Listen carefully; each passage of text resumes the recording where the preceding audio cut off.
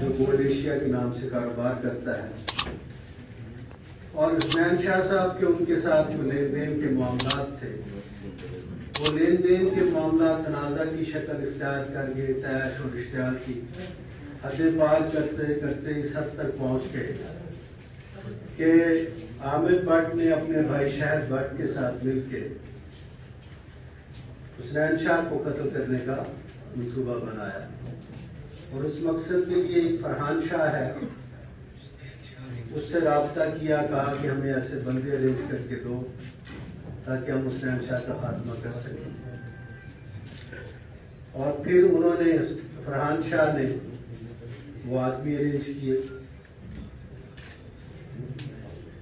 اور پھر 4 لوگوں کو ارینج کیا گیا۔ 2 آدمیوں کے ذمہ تھا کہ انہوں نے وہ جو شوٹرز تھے ان کو کیپٹل جو ٹی وی ہے اس کے باہر کے علاقے میں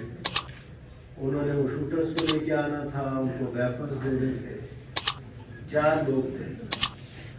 تو یہ ذمہ داری حیدر شاہ کے پاس تھی کہ اس نے شوٹرز کو وہاں لے کے آنا تھا، ویپن دینا تھا، اور اس کے ساتھ ایک امجد پاشا تھا۔ یہ اللہ کا فضل اور کرم ہے، ہم پہ اللہ نے ہماری مدد کی۔